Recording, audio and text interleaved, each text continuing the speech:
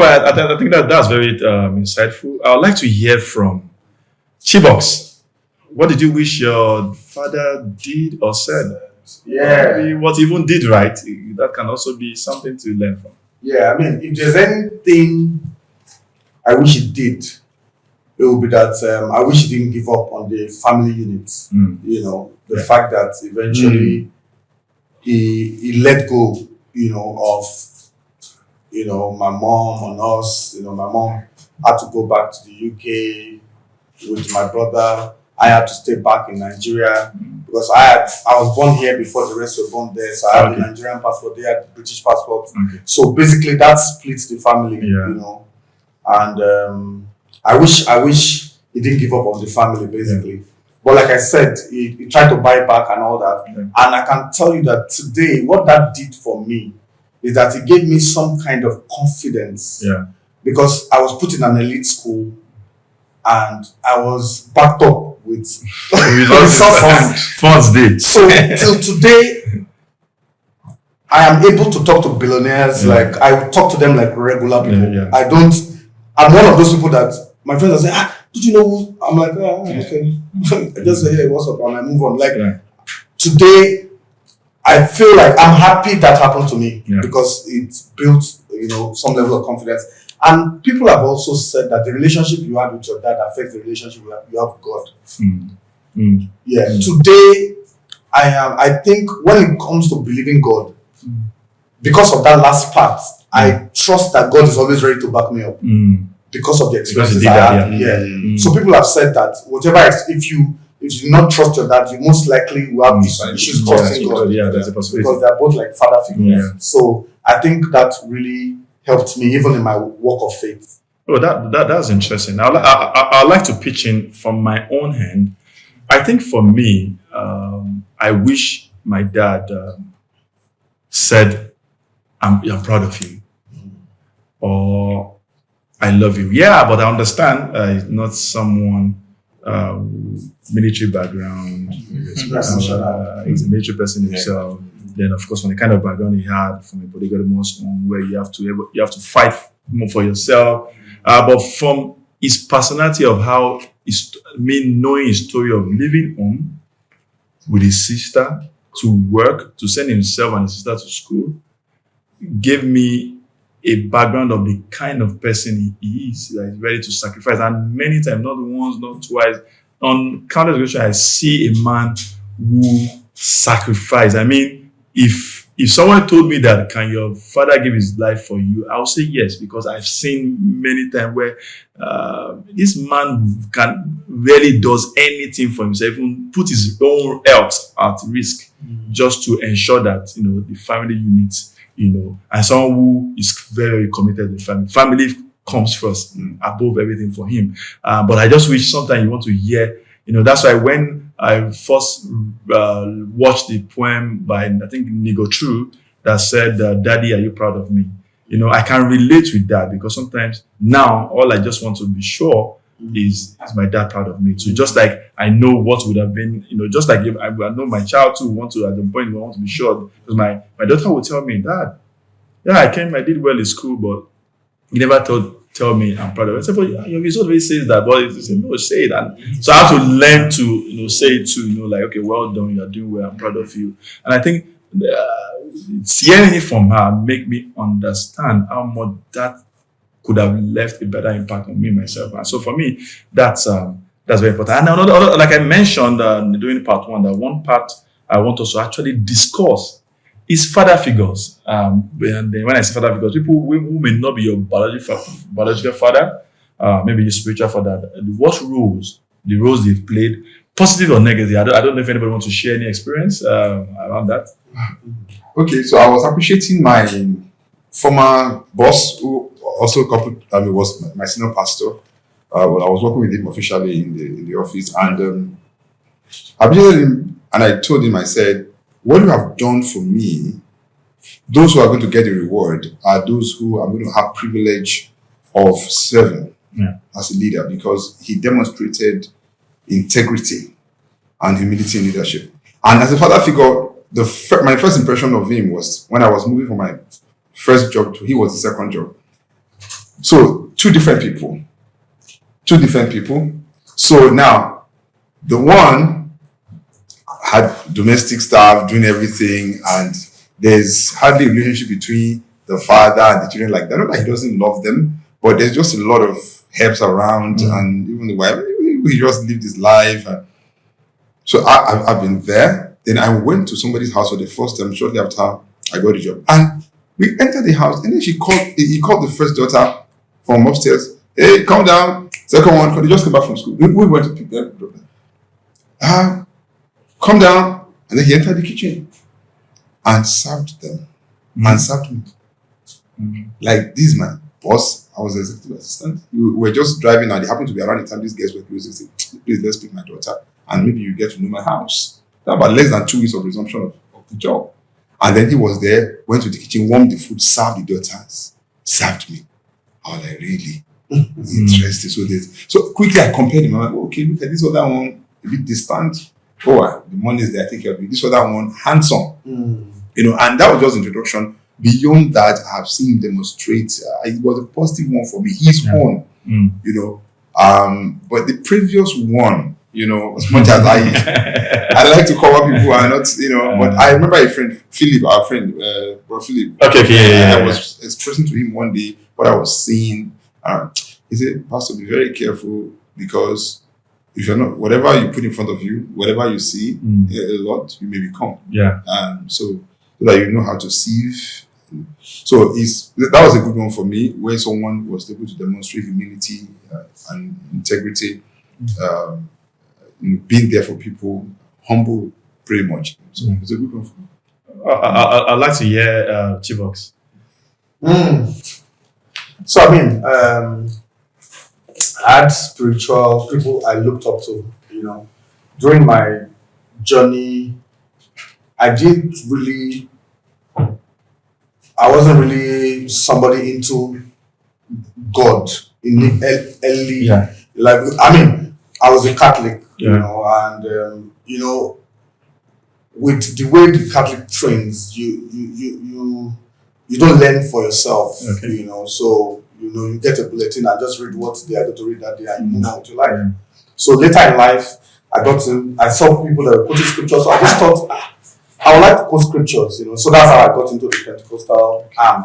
So my first father figures were like, Pentecostal, so I really looked up to them, when you look up to someone, and I just thought these people almost like they were closest to God, basically. And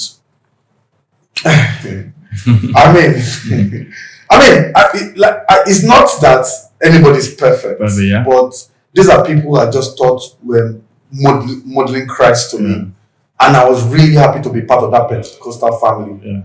But along the line, I started discovering some things, and discovered to the point where business will come and somebody will just bully you out of what. And I was an adult, not like a man of my own, and some bully you out of money, and you want to, because respect of, these are my pastors, okay, but you still want to engage it in some way. I say, don't you? The next thing shouts at you like, what audacity have you got to be? Questioning. So I'll come back from the business mode to the this is my pastor, and that's some sort of bullying, though. Like spiritual bullying. If there's anything like that. So it got to the point where I fell out with these people.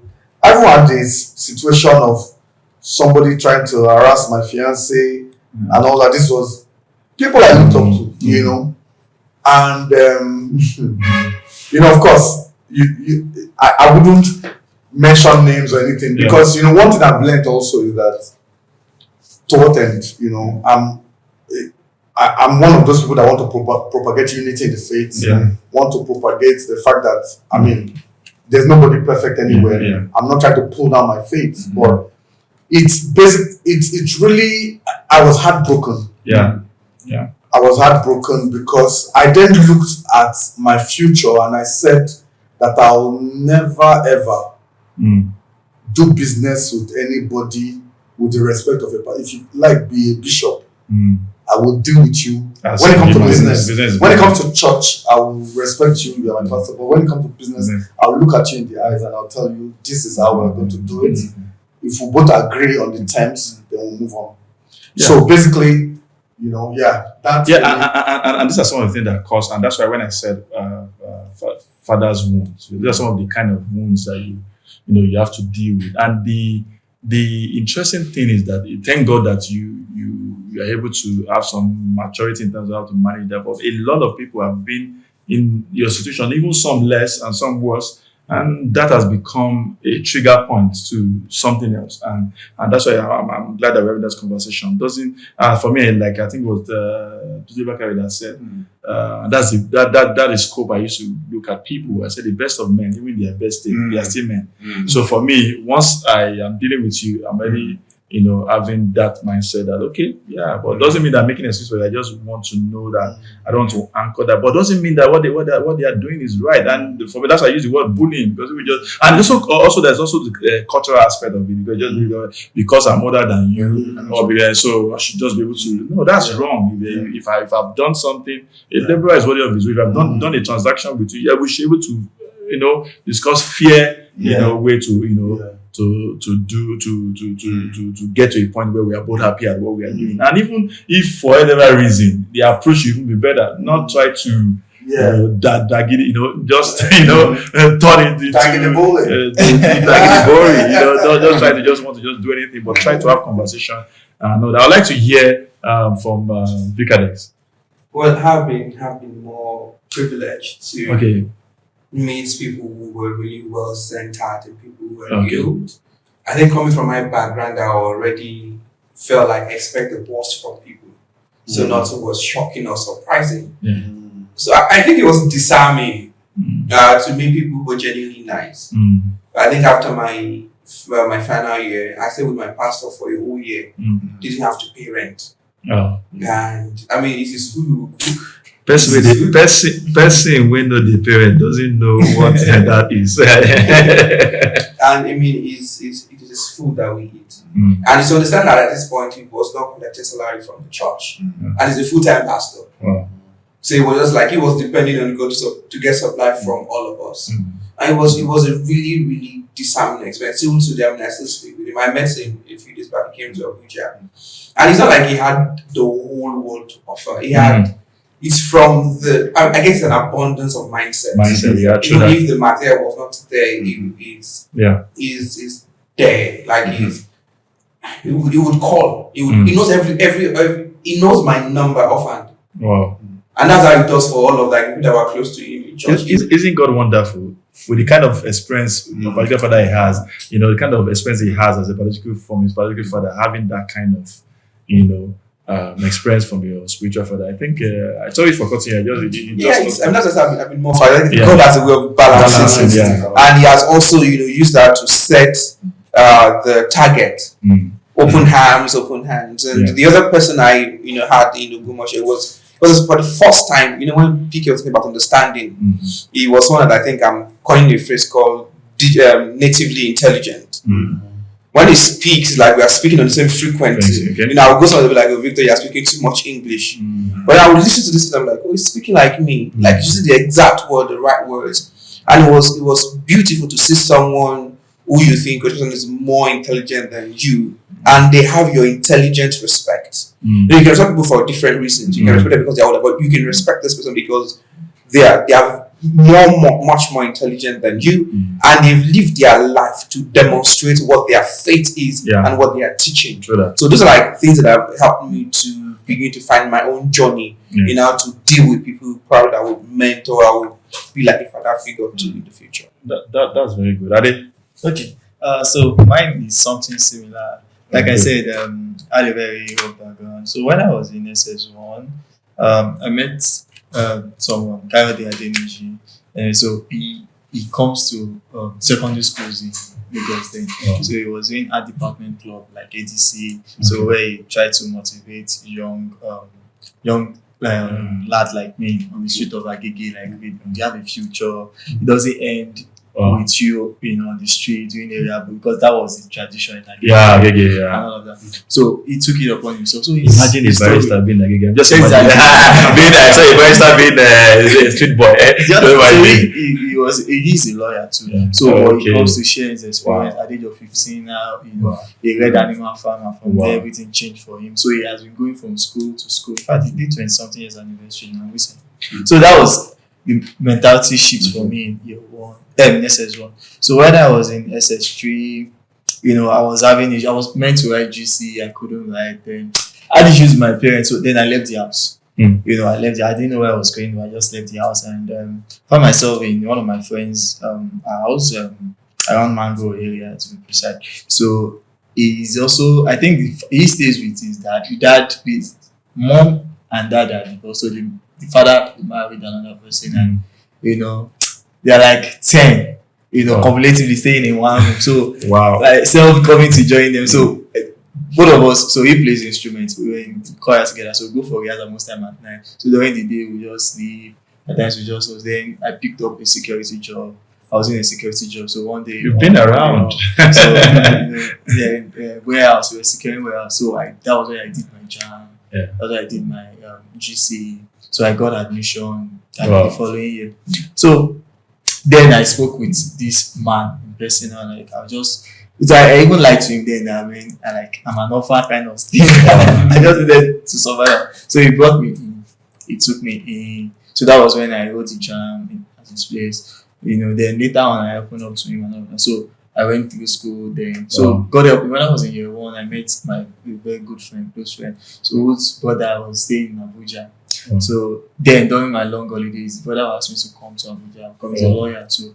And God just used those two people to actually help me. So I was so when I come to Abuja, then when I was going to my law school, he worked everything for me, my service here. So I just feel like God, like you said, like God has a way of just balancing things. So those two figures, Abayomi Okubote, he's also a lawyer now, and it has really impacted me. And Kyle Ademichi, both of them, I'd actually, of those two figures, played a role I feel my dad should have played. But like I said, I've forgiven my dad. In fact, I talk to him, I send him money occasionally now, and all of that. So just with these two people, just made me, or God used these two people to say that, this boy from this part of the world can actually become someone in future, or somebody, or a lawyer in that way. So for me, right, those two people, God sent them to me. They helped me spiritually, academically, then exposure. And this is someone that, in fact, has been disturbing me when I'm traveling. It just takes, like, personal interest. It takes me as his younger brother. Out of my university, he will send me the same amount he gives to his younger brother, the same amount, which is the same amount he gives to me. Buys me books. God bless him. Like, watching this. At the end of the day, I just realized that, again, God, like I said in one of those episodes, I just trust the process. Keep doing what you're doing. There's a place of God in His whole thing too. And I think that's just my own experience. That's a good one for me, and I think I would like to say for anyone watching, God has a way of striking a balance if you really, really, truly are open to Him. But more importantly, also to the other side, you never know how far-reaching your actions, whether positive or negative. For example, I'm sure for an SS2, SS1 student, seeing a lawyer coming to school to impact them, maybe the reason why, it could be the difference between him becoming, or I believe, not could, is the reason difference between him becoming a lawyer today or becoming I wanted to mention somebody that sings it from Agege, but or could have become, can become an area boy, but so that's how far-reaching, when you're conscious, when you're deliberate, in reaching out. And I want us to go to the forgiveness part. Sometimes you mention that, I've forgiven him, I do this, but sometimes when I don't know about you, sometimes people don't actually forgive. What they actually just do is find a way to cope, or better still, just find a way to say, okay, I put you in this box. You're not so much of an influence or anything to me. We not really forgive, but just find a way to work around. It's like, you just find another part that helps that what I call a semblance of peace, or a semblance of everything is working fine. So I want to how do we, please, I want to put that I'm not one of those who believe in forgiving and forget. I believe in forgiving. I don't know about forgetting. But I'm saying, so that's why I can say, you're not going to hear me talk about forgetting. But I'm saying that how then, I'll not start with PK. How do you truly manage, especially in their own scenarios, how do you really manage the forgiveness process? So first of all, for me, is to be able to understand the heart work in that. So it's both a hard work and a heart work. Okay. Where you pardon, you forbear. Forgiveness is an internal thing first. Like you absolve them. Because you have found reason, whatever that reason is, like we have shared earlier, it could be ignorance. Yeah. Okay, whatever reason, you absolve them of that misdeed. Like, so forgiveness actually means pardon. Like, okay, it is resolved. I take away your fault. I take away how I view what you did to me. Like, you did it and I agree that you did and you were wrong in doing it. But now I have overlooked it. I have offered you so much grace to cover whatever it is that you have done wrong to me. So it's real, it's beyond, just like you were saying now. It's possible to just say, I've forgiven somebody, but then somehow, somewhere in your heart, there's still this pain. So you have gone through the process. So that's why we don't rush it, as it were. Yeah. Because I went through my own in a small way, because in my teenage years, it was my mom, not my dad. This not feeling understood really affected me at the point. But at the end of the day, when I finished school, I just felt, she's fine, but I still feel I need to go and talk to this woman. And I went to actually repent. Like, I must have done something to make you do this. And actually knelt down, and said, wow. Yeah. And then that's why I didn't want to forgive her. She didn't know that there was any big deal in something that she did that I didn't like. I went when with the gift was in Libya, I knelt before her. She prayed for me, prayed profusely. My son, I love him. But you love me. I didn't feel that you love me in those days because of the things you said. So it was out of ignorance. So I decided, I love you afresh. Okay, I own you again. Okay, so maybe communicating my experience will help in trying to express myself in how I think that we can approach this. So his ownership again is not, because people say I forgive and then you just put them in one corner and just blind their mind away from it. Like, okay, if I'm not giving money, if I start giving money now, no, it's beyond that. It's ownership again. And then I'm going to be there with you. I'm going to be there for you. I allow you access. Nothing that doesn't harm you. So are you saying that the relationship that was not built in over 30 years can start and be built within that? Do you get it? I'm just trying to understand. So it can start small. Okay. You may not be able to do a lot of that before. Maybe he becomes whatever age you trust God for him, 80, 90, and he passes.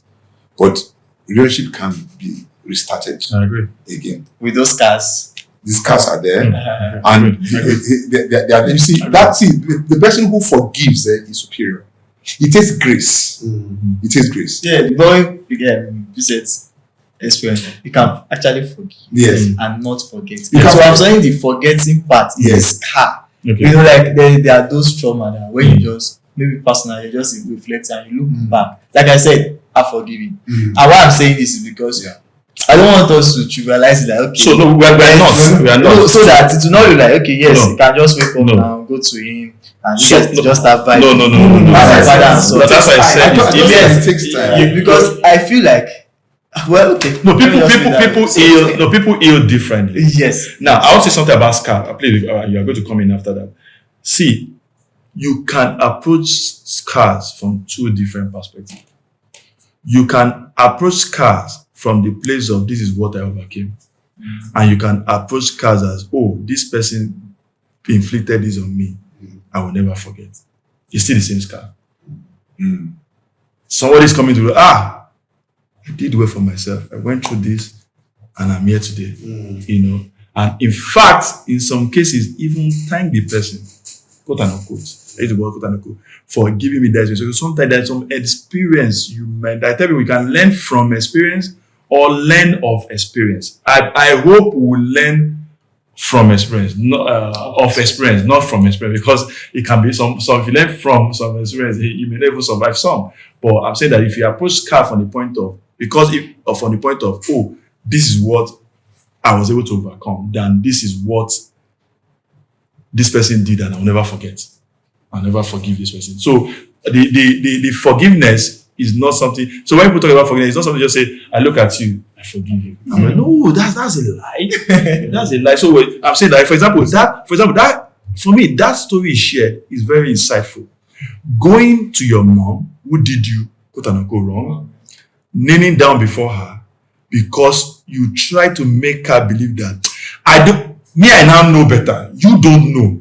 So I'm coming here to, out of the knowledge, it said it's not the superior person, out of the knowledge I know, to make you know that. I'm not going to say you are wrong. I'm going to say, okay, if whatever I may have done that made you react the way you react, which is wrong, forgive me. I person, no, you didn't do anything wrong. What you have just done it can be some sort of reverse psychology. Now say, okay, the person now say, oh, so this thing meant so much to you that they have to come back after all these years to say, oh, these are. Then the person now say, oh, maybe I actually did wrong myself. I said, that's the way I want to look at it. Please, sorry. Yes, I was going to say that. I mean, what I was taking away from PK speaking is the spectrum of the journey. Yeah. I mean, I've gone from a point to say, I'd rather die young than honor these people. I've moved away from, say, oh, this man will not see his grandchildren. I mean, there are several decisions I've locked in my heart over the years. I'm beginning to undo some of them. I've gone to a place where I can forbear him. So if he calls me and he begins to go on and on about all of these things, I'm like, yes, sir. Okay, sir. If I'm not in the right state of mind to have that kind of conversation, I will not pick the call. Until. Yeah. I might send text message. Now, I've not gotten to a place where we can have guy-to-guy conversation. We've not got to a point where we can have a conversation that does not disseminate into like argument. It has not gotten there. And hopefully, like PK was saying, and like your Bible would say, we hope that, I am growing, he is growing. As he's growing, maybe you get to a point where he would drop some of those issues and all of those anger and everything. And he's able to. I think right now he's not able to listen. Yeah. And someone that would feel like, oh, no matter what, he has to hear what I'm about to say. He needs to hear it and it must pain him. That would have been, a younger, arrogant man. Okay, now I feel like this is not the right time to have this conversation. He would not listen. So this is not the right time for me to have that conversation. I will do all of those other things, put him somewhere, do my responsibilities as a son. Hopefully, if an opportunity comes to have a little bit of this conversation, I can have it. And I think there are also concessions I have to make. And that's one of the most painful things for me to say, okay, I see what you're passing through, then I agree with you. Yeah. That, because some reasons I did not want him to ever be right. I was able to come and say you were wrong 100%. Now that was how I work. But now I realize that as I'm doing that, in some instances he did the best he could. Yeah. And I should be able to also admit that, even though it hurts me because I've had this baggage in mind that I wanted him to see. Yeah. Like we used to say, you must see. So there's a question I have to make. It's okay, I agree that you are right in these areas. And maybe I'm not able to have the full spectrum of the conversation. The little bit I can have, I would have now. And again, I mean, sometimes thinking about fatherhood gets my blood boiling. I still don't know how to deal with that. But I won't say, man, I want to stone him or I want him to die. No. I still want the best for him. I hope he has a loving interaction with his children. The degree to which we can absorb him is another conversation entirely. So I'm sure we're going to have more conversations around that and the process of the forgiveness and the process of the healing. I believe it's better. I learned more recently. I think we had a program sometime in church that sometimes we want to forgive and you heal first, then you forgive. Because if you try to forgive without healing, you're just wasting your time. So the healing comes, then you're able to forgive. I think we're going to have. What's in the man? So the issue is that you are turning your healing to the man first. No. Okay. For instance, now, like PK, said, maybe when PK got there, and the mother is insisting that like you just say because it's something my father and You're very stupid, though. You don't even know that. So if that has happened, So the cheaper comes. No, I'm just saying. Yeah, you're correct. I'm not It's a saying possibility. It's a possibility. 90%. I'm sure it's That's like that question is not. So when Yeah. is the right time? When is the right time? Now, you see, the advantage you have as a believer, because we are saying this within the context of being a believer, the advantage you have is that you have the opportunity to see from a higher vantage. Because when you look at somebody like that, they are in need. There are people I look at, they feel that they are having the best time in their life, and I'm pitying them genuinely, and I have the right to. True. You may think, you may look at me and say, I don't have $1 billion, you feel, I don't have the right. You will soon find I have the right to pity them. Because they are in a dysfunctional situation. But with them, that's the life. So you are looking at the other, my father is not doing like this. You should pity a person like that who cannot contain. The Bible says the one who is not able to control the spirit is worse, than a man who like a man who takes a city is worse than the man who can control the spirit is better than a man who takes a city. That you have a level of control of your spirit. Anybody who always flares up deserves your pity because his emotions all over the place. You understand? So somebody who is like that, you pity the person, you pray for the person. So what we do, thankfully, you were saying something that made me realize that you're watching. You sometimes watch Messiah movies. So I don't want to do that, but they have some very good things. Most of the things they try to communicate is you can pray for people that you're having a difficult time with. Pray for them in the absence. Lord, my father. That if your father was saved, for example, and I do respect and I pray for him, but he was saved, it makes the journey easier. Whoever loves Jesus genuinely, it's easier to relate with the person. Forgiveness becomes easier. But where he is now, he needs God in his life. So one of the things you can start doing is to pray for him. Because we are speaking in the context of our faith helps. And we don't deny it. It's a safe place for us. So people should not meet people of faith and people of that somebody is religious. Yes, it does not mean it's better of faith. I just say that. Please go to ahead. church now. So you are the first time we pray for him. When you have the heart that can pray for him genuinely before the healing has started. Because if you are not healed, you can't pray for the person. So when you are healed, you find it. That's Jesus on the cross with what they were doing to him was a healed person. To say, Father, forgive them. They were stoning Stephen like this. Father, forgive them. Those are the two people in the course of being killed because they are operating at a higher level. See, what God has done for Christians beyond religion, I don't like religion. It's a relationship. What he has done is real. It's practical. It's beyond this facade we carry as Christians. It's real. And it's tangible. So you can go on your knees. Lord, my father doesn't even understand. If I go meet him now, I probably will not make any sense. But his heart belongs to you. His soul belongs to you. I want you to heal him before he dies. And then you begin to see these things, your heart will be softening towards him little by little. By the time you are meeting him, you are viewing him from a different lens. Because this is the guy you have prayed for. His character, his attitude will be relaxing bit by bit. God is powerful, bit by bit. Until at the point, if he eventually says, Jesus here is my life, that's a very good thing for you, much easier. But if he does, I pray he does. But what that would have done to you is you are healing. You heal to a point where you are even in charge. Please don't keep being afraid of him. I know sometimes you don't know how to interpret fear. If I'm not afraid, at the point we were rebellious in the sense, well, this house is not paying me. It's not caring for me. I go and find my way on the street of Lagos. So I'm fine. You are not a self-made man. People will say, well, he didn't train me, I trained myself. Okay, so you can have that and have that feeling. But deep in your heart, in therapy, they will tell you that you actually are still afraid of him. Because he did that. He tried to do that on you growing up. You can't deny that those things didn't exist. It didn't happen. You can't confront it. But God wants to get you to a place where you actually at a superior level. And I use that word carefully, not with pride, but you have a better understanding. Vantage position. Have a better understanding. When my mom realizes, this guy really loves God. They really loves God. My character changed. So she was even drawn closer to God and makes it more easier for me. So you have an advantage for being a believer. Start praying for him. Michael. This healing part. So, I've never actually struggled with forgiving people. It's very funny when I say this thing. I'm somebody that, if no matter what you do to me, I'm very good at making excuses. I'll be upset with you, but the next day you see that I'm free to talk to you and all that. So this particular situation with this, person that I revered and all that was the first time I actually struggled with unforgiveness. And it was, in fact, unforgiveness added with bitterness, because everything that I'd been through with him flashed through, I could see everything, how this guy systematically did not want me to make progress in life, basically.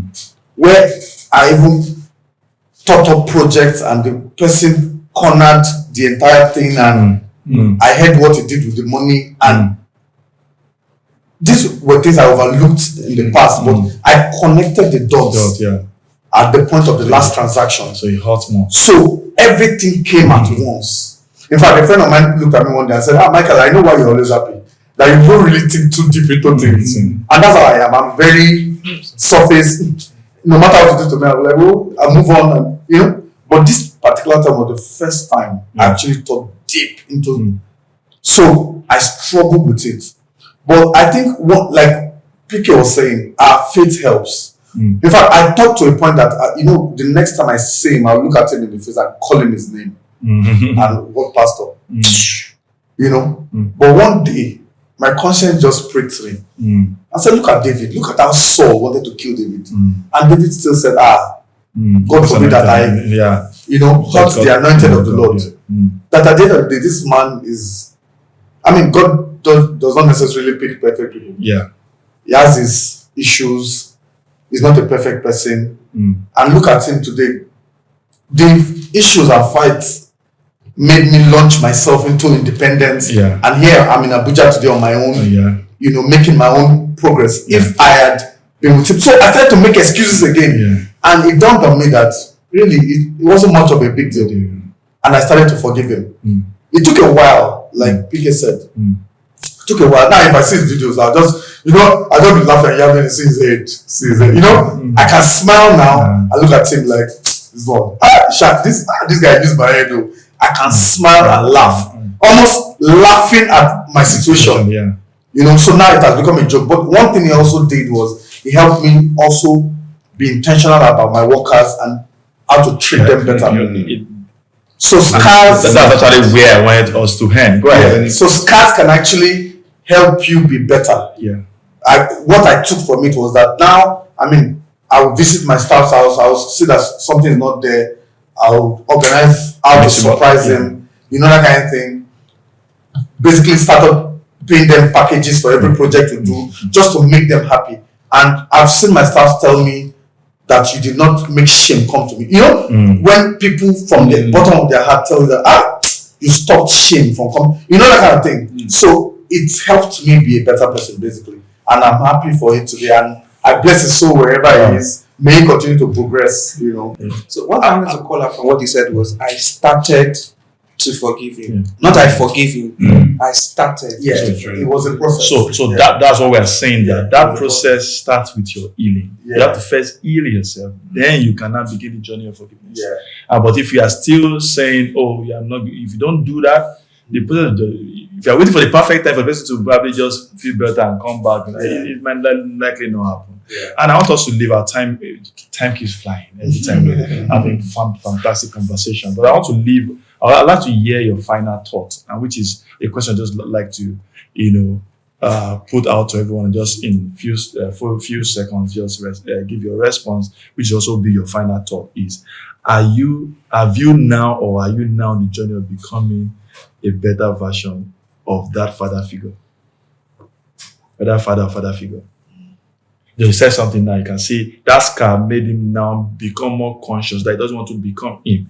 But are there conscious effort? What are those things that you are doing now to ensure that you don't repeat those mistakes that you either judge your fathers for or your father figures for?